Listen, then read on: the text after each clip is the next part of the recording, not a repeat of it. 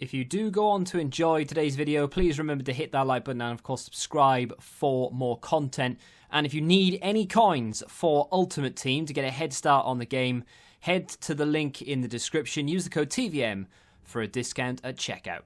What is going on, guys? TVM here. Welcome back to a brand new player review. We're going to look at one of the, I would say, more sought after Premier League strikers this season. To be fair, unless you're willing to spend the sort of top money at this stage of the game, this type of player, and in fact this player in particular, is probably your best bet. And I say that because he's around 20,000 coins, there or thereabouts. As I'm filming this, it is the 2nd of October in the sort of early afternoon. He's actually extinct on PC right now. I think he might even be extinct on Xbox. His max price is 18,000 coins on console. For some reason, it's 10k on PC.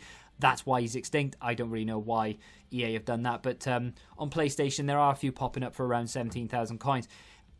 Why is he extinct and why is he sort of top price range? The reason for that is because, like I said, there aren't that many good strikers in the Premier League under 83 rated and under 40,000 coins. Gabriel Jesus is one of the best in the league, I think, and I would dread to think how much he costs.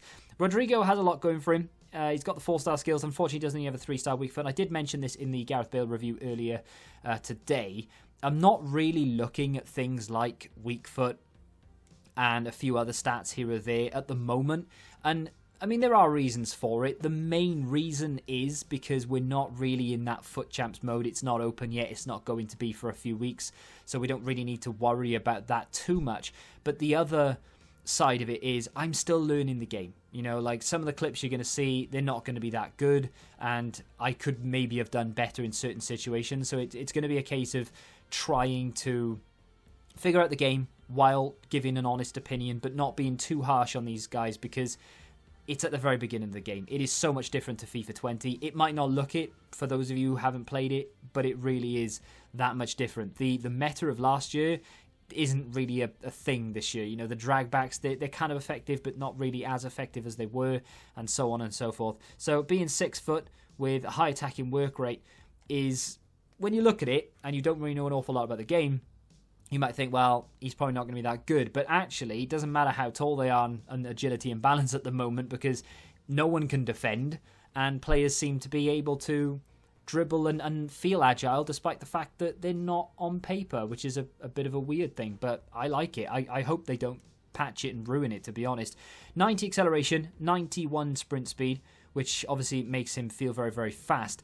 Not quite sure, as in previous FIFAs, if the agility is going to play a sort of contributing factor to how fast they are. Bale, for example, doesn't have very good agility, felt very, very quick. He didn't even have 90 pace.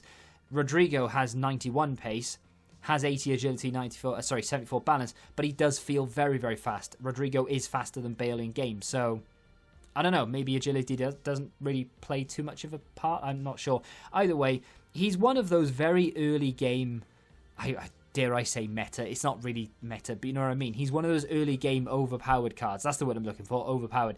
He is 82 rated, but honestly, if you took the rating away, you'd swear he was one of the best cards in the game at the time because he's so fast, and I wouldn't say he's very clinical because he does miss the odd chance, as you'll see from the clips, but he does score an awful lot of goals. You do have to remember that he's left-footed. I forgot a few times, especially in the first game that I played, actually. I just assumed he was right-footed. I don't know why, because now that I think about it, I know that Rodrigo is left-footed, but there we are. But yeah, just bear that in mind, remember that, and you'll be fine.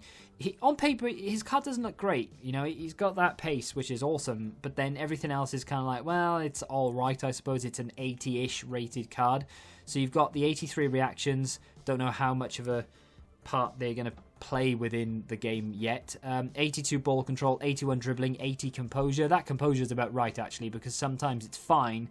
Other time, it's not really that great. Like, he does miss the odd chance that you think, how are you missing that? Surely you should be putting that in. Surely you should be hitting the target from there, and he just doesn't. So it is what it is. His volleys are terrible. I'm not going to sugarcoat it. I've had a few, and I don't know whether I'll show you the one that I missed. I think it was about 3 yards out from goal. The goalkeeper was nowhere near me, and he just ballooned it wide. It was in squad battles, so I wasn't that bothered, but it was a bit of a frustrating one. There will be some squad battles clips in here, but only like 2.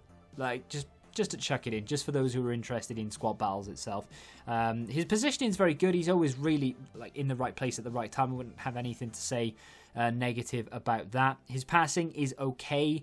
Passing for me right now is actually so much better than in previous FIFAs, and there is of course a way for you to control players off the ball and for you to actually give the ball control a player without the ball.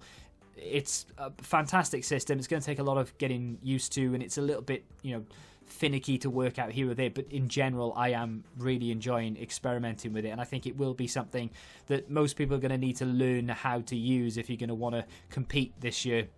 And if you don't know what I'm talking about, I think it would be easier if you just searched it up on YouTube rather than asking me in the comments, because it's easier to see it rather than it is to try and explain in text form. So as we sort of wind down to the end of this, chem style wise, I mean, as always, you have your options, and this is going to be I think this is going to be a reoccurring theme this year. Finisher. That is the chem style that everyone's going to want to apply this year to most players. So the finisher chem style bumps his finishing to 95, bumps his shot power to 92, also gives him 88 positioning, as well as 90 agility and 96 dribbling. Of course, I will keep drumming this into you until, well, maybe the launch of the game, because people are still commenting and a little bit confused. The finisher and the sniper chem styles have switched. So the sniper of last year is now the finisher of this year, and vice versa, because it just made more sense to improve finishing with a finisher rather than long shots, if that makes sense. Anyway, that is the one I would go with. You can use marksman. It's not something I would necessarily recommend. I would go for the finisher. You don't need to improve his pace. I wouldn't worry about it too much. But if you really want to go with a marksman, you can. And the other one, of course, if you want to improve his passing, you like playing the triangles, the Deadeye is probably for you. Now, hunters right now are really cheap. Do I recommend it? No. But I don't know enough about the hunter just yet to say yes or no. For me, I think last year, for example, hunters were a little bit broken. They added a little something extra that you didn't see on paper. Is that the case this year? Don't know. We're going to have to test it. But hunters are cheap enough right now that you can experiment with that sort of thing. So that is definitely a sort of a secret fourth option. But overall, right now, this card is banging. And I would definitely recommend it if you're looking for a Premier League striker, or a striker to link into La Liga or whatever other league you're using Spanish players in. Let me know what you think of him in the comments. If you want me to review anyone in particular, feel free to drop a comment down below as well. If you have enjoyed the video, hit the like button, subscribe to the channel for new, and until the next time, goodbye. Join the Betting Rebellion and find out what your football knowledge is really worth.